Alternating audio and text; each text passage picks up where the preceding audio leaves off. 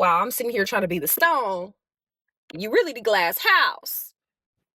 It's time for our weekly review, renew, reset. So grab your planner, your journal, come on in the room.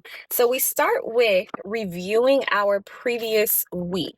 The first question says, what did you accomplish this week by God's grace?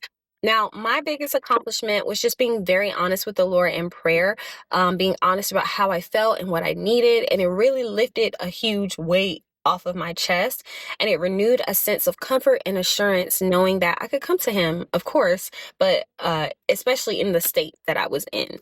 Now, question 2. What delighted you or who showed up for you this week, and how can you thank them? So I had a lot of moments of delight and surprise and experiencing the abundance of the Lord this week. But one that definitely stood out was that I previously asked God to show me that I could earn and be provided for through my gifting. And I actually had a friend pay for my coaching services. So of course I thanked her in my words, but I'm also taking the action of thanks by continuing to show up and do my best work. Question 3 is, did anyone come to mind this week who may need prayer or encouragement?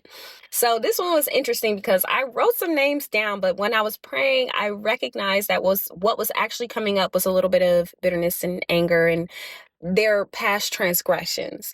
And all these things were coming up in my mind. And I used to think that meant my mind was drifting off during prayer. But really, now I see it more as though God is showing me and dealing with what's in my heart so that I can actively submit that to him. The Bible definitely tells us to pray for those who persecute us and, never avenge ourselves, that vengeance is mine and I will repay, says the Lord. And also, Lord, forgive them for they know not what they do.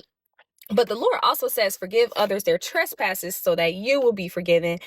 Because if you don't forgive others of their trespasses, then your Father won't forgive you of yours.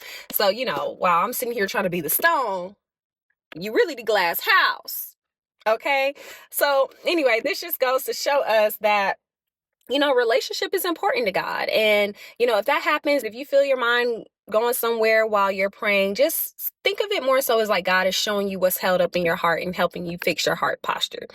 Now, the last question was, what do you need to surrender to walk freely into next week? I'm surrendering self-reliance so that I can lean more confidently on the Lord. Now, I didn't write in this one, so y'all can't see all my business, but there's ample writing space.